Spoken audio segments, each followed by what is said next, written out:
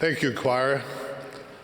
Thank you so much, choir. And thank you, President 감사합니다. Nelson, for this wonderful and great conference. We look forward to hear more of you 감사합니다. today. 아름다운 음악과 그리고 이 훌륭한 대회에 대해서 넬슨 회장님께 감사합니다. Jesus Christ 예수 그리스도께서는 우리를 위해 돌아가시기 며칠 전 예루살렘 성전에서 사람들이 헌금하며 기부하는 모습을 지켜보셨습니다. 여러 부자들은 많이 넣었는데 어느 가난한 과부가 와서 2렙돈을 넣었습니다. 그것은 매우 적은 액수여서 기록으로 남길 가치가 거의 없었습니다. 그렇지만 구주께서는 언뜻 보잘것없어 보이는 이 헌금에 주목하셨습니다. 사실 이에 크게 감동하신 예수께서는 제자들을 불러다가 이렇게 이르셨습니다. 진실로 내가 너희에게 이르노니 이 가난한 과부는 헌금함에 넣는 모든 사람보다 많이 넣었도다. 그들은 다 그 풍족한 중에서 넣었거니와 이 과부는 그 가난한 중에서 자기의 모든 소유, 곧 생활비 전부를 넣었느니라.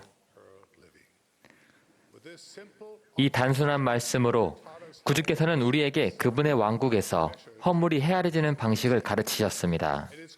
그리고 그 방식은 우리가 보통 사물을 측량하는 방법과는 상당히 다릅니다.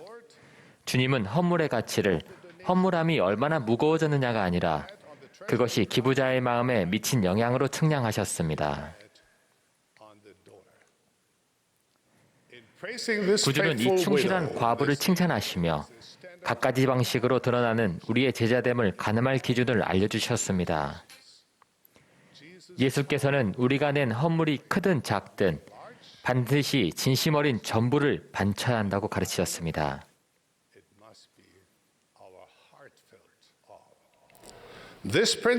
이 원리는 몰몬경에 나오는 선지자 아멜레카이의 간청에서도 볼 수 있습니다. 이스라엘의 거룩하신 자이신 그리스도에게로 와서 그의 구원과 그의 구속의 능력에 참여하기를 바라노라. 참으로 그에게로 와서 너희의 온 영혼을 그에게 예물로 드리라. 하지만 그런 일이 어찌 가능하겠습니까? 우리 중 많은 사람에게 온 영혼을 바치는 헌신은 해낼 수 없는 일처럼 보입니다. 우리는 이미 너무 많은 일에 매여 있으니까요. 삶에서 필요한 수많은 일들을 해내는 것과 주님께 온 영혼을 바치겠다는 열의 사이에서 어떻게 균형을 잡을 수 있을까요?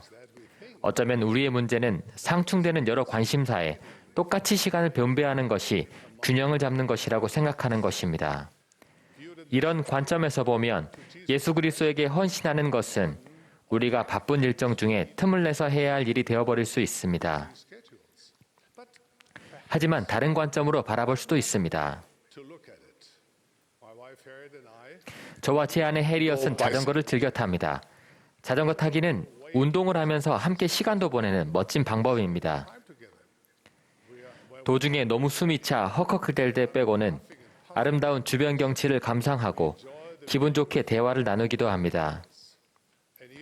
자전거 위에서 균형을 잡으려 주의를 기울여야 할 때는 거의 없습니다. 자전거를 오래 타서 이제는 균형 잡는 걸 신경 쓰지 않아도 될 만큼 일상적이고 자연스러워진 것입니다. 하지만 자전거 타는 법을 처음 배우는 사람을 볼 때면 좁다란 바퀴 위에서 균형을 잡기란 만만치 않다는 걸 깨닫곤 합니다. 그렇게 하려면 시간이 필요하고 연습도 해야 하며 인내심을 가져야 합니다. 한두 번은 넘어질 수밖에 없습니다. 무엇보다 자전거에 앉아 균형 잡기에 성공한 사람은 이런 중요한 비결을 배우게 됩니다. 발을 쳐다보지 말고 앞을 보아야 한다는 사실입니다.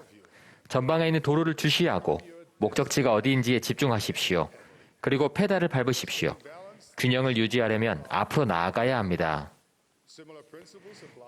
예수 그리스도의 제자로서 삶에서 균형을 찾는 일에도 비슷한 원리가 적용됩니다. 수많은 중요한 임무 사이에서 시간과 에너지를 어떤 식으로 배분할지는 사람마다 또 삶의 주기마다 달라질 것입니다. But our common 그러나 전체를 아우르는 overall 공통된 목표는 우리 주 예수 그리스도의 길을 따라 사랑하는 하늘 아버지의 면전으로 돌아가는 것입니다. 이러한 목적은 우리가 누구이건 삶에 어떤 일이 벌어지건 간에 변함없고 한결같이 지속되어야 합니다. and consistent, whoever we are and whatever else is happening in our lives. Now, for those 자, 자전거 타기를 무척 좋아하는 분께는 제자됨의 원리를 자전거 타기에 비유하는 게 도움이 될 것입니다. to riding a bike, 그렇지 않은 분들도 걱정하지 않으셔도 됩니다. 남녀노소를 불문하고 모두가 공감할 만한 다른 비유도 있습니다. every man, every woman, and every child will be able to relate to. Discipleship, 제자가 되는 like 일은 most things 대개의 in life, 인생상처럼 비행기를 띄우는 것에 빗댈 수 있습니다. flying an airplane. Have you ever stopped to think how 거대한 amazing it is 여객기가 that 지면에서 떠올라 나는 것이 얼마나 놀라운 일인지 생각해 보신 적이 있습니까? 비행기가 우아하게 하늘로 솟구쳐 대양과 대륙을 가로질러 비행할 수 있게 하는 힘은 무엇일까요?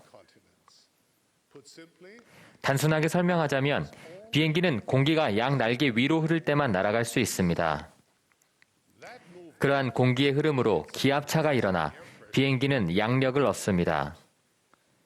어떻게 하면 양력이 생길 정도로 충분한 양의 공기가 날개 위로 흐르게 할 수 있을까요? 답은 앞으로 나아가는 추진력에 있습니다.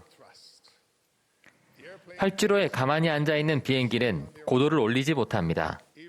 바람 부는 날이라 하더라도 기체를 뒤로 당기는 힘을 무력화시킬 만큼 충분한 추진력으로 전진하지 않고서는 충분한 양력이 생기지 않습니다. 자전거가 전방 추진력으로 균형을 잡고 직립을 유지하는 것처럼 비행기는 앞을 향해 움직임으로써 중력과 항력을 극복해냅니다. overcome the pull of gravity and drag.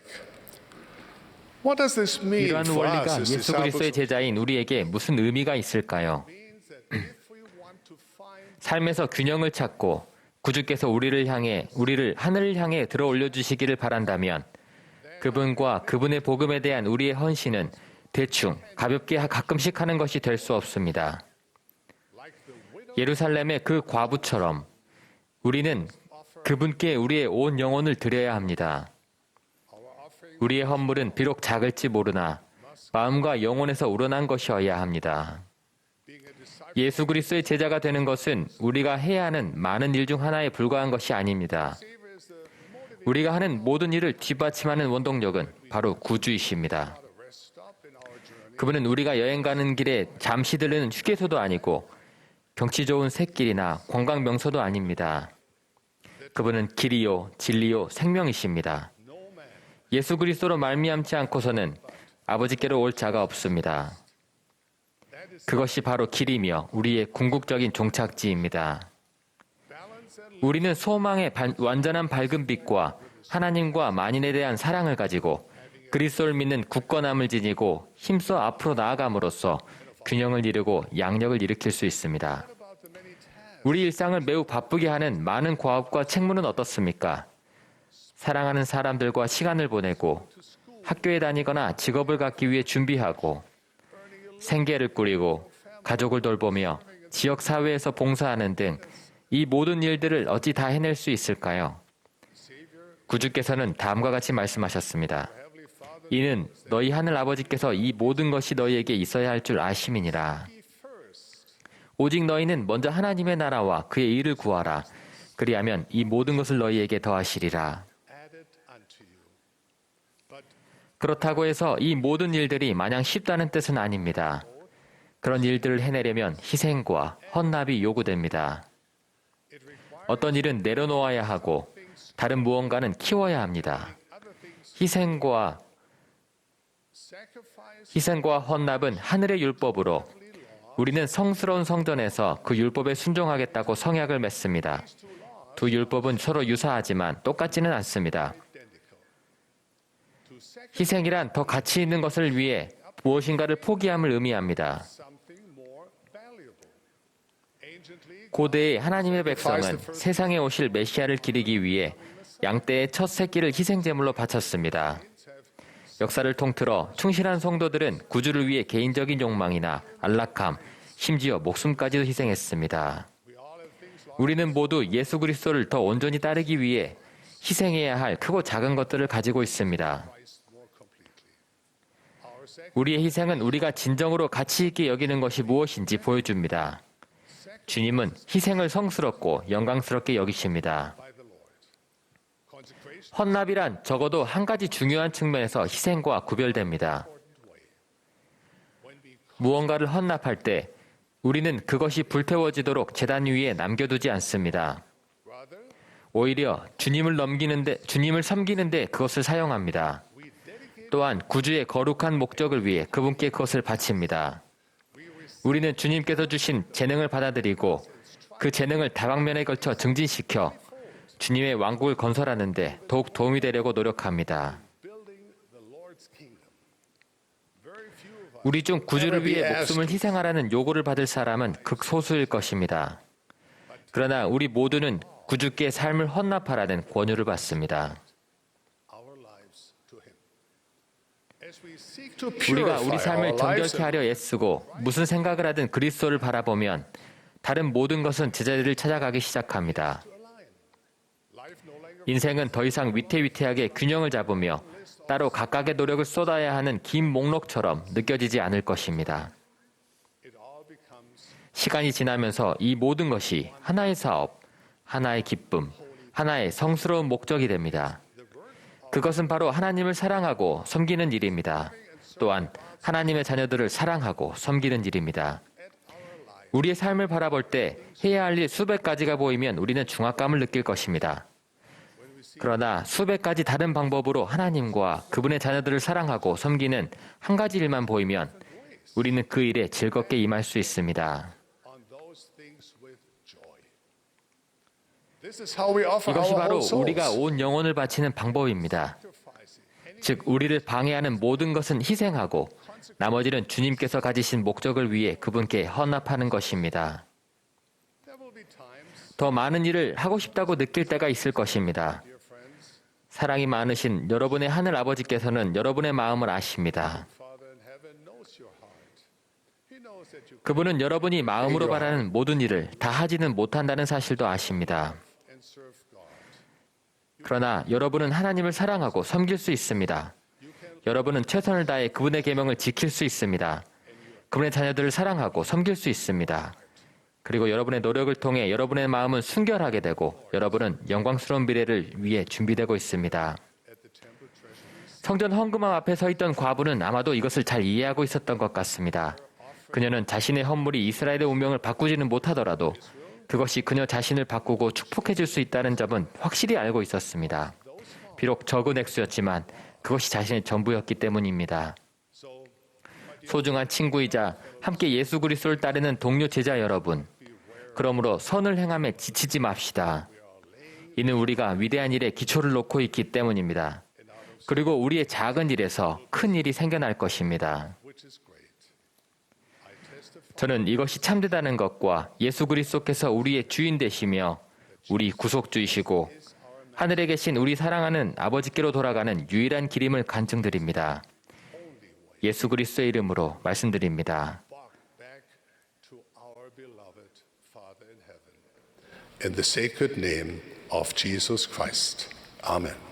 아멘.